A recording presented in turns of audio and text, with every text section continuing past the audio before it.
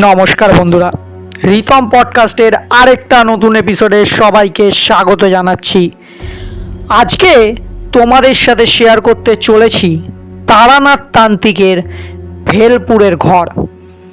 যদি তোমরা আমার ভিডিও ফেসবুক থেকে দেখো ফলো করে নিও, ইউটিউব থেকে দেখলে সাবস্ক্রাইব করতে ভুলবে না, আর হ্যাঁ, কানে হেডফোনটা পরে নাও।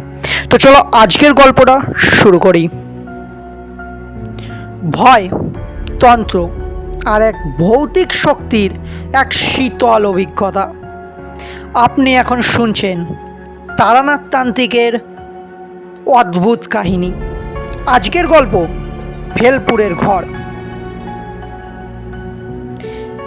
এক পুরনো জমিদার বাড়ি, এক অশান্ত আত্মা আর একজন তান্ত্রিক যিনি আজও সেই রাতের কথা ভাবলে ঘুমাতে পারেন না। লাহাবাজারের এক কোণের ছোট্ট একটা ঘর, চায়ের কাপ হাতে বসে আছেন তারানাথ তান্ত্রিক। বয়স 60-এর ওপরে, চোখ দুটো গভীর। তিনি আজ বলবেন সেই রাতের কথা, ভেলপুরের ভয়াল ঘর। আমি যখন তান্ত্রিক ছিলাম, ভেলপুরের জমিদার আমায় ডেকেছিলেন। বাড়ির ছাদে নাকি রাতে কেউ হেঁটে বেড়ায়, জানলার কাছ একা একা কাঁপে, ঘরের ভিতর থেকে শোনা যায় এক কান্নার আওয়াজ।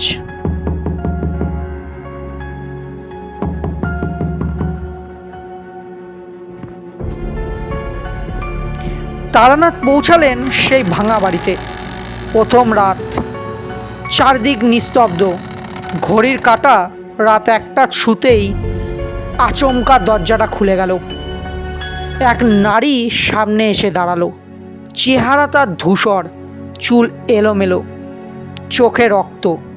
সে ফিসফিস করে তারানাথের কানে গিয়ে বলল,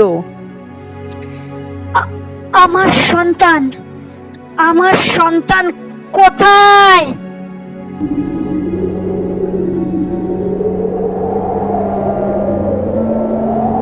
তারানাথ বুঝলেন বহু বছর আগে এক গর্ভবতী নারীকে খুন করে পুঁতে রাখা হয়েছিল এই বাড়িতে।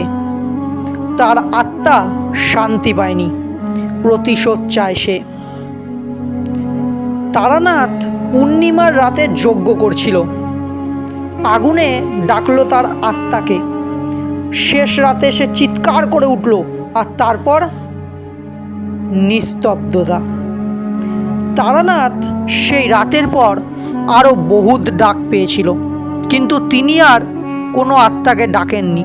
কারণ একবার তন্ত্রে বাধা বললে আত্মা নয়, নিজের মনই মুক্তি চায়। এমনই ছিল ভেলপুরের ঘর, তারানাথ তান্ত্রিকের একটা সত্যিকারের অভিজ্ঞতা। আপনারা শুনছেন তারানাথ তান্ত্রিকের অদ্ভুত কাহিনী। এরম আরও গল্প পেতে সাবস্ক্রাইব করুন, লাইক করুন আর শেয়ার করতে ভুলবেন না।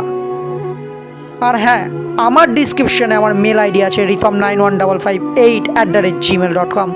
আপনার শোনা গল্প বা আপনার সাথে ঘটা কোনো সত্য কাহিনী আপনি পাঠাতে পারেন আমার চ্যানেলে। আমি নিজের ভাষায় সেটা পড়ে শোনাবো। ভয় দেখানোটা আমার কাজ, ঘুম না হওয়াটা আপনার। ফিরে আসবো নতুন কোনো ভয়ের গল্প নিয়ে। আজকের জন্য এইটুকু, টাটা।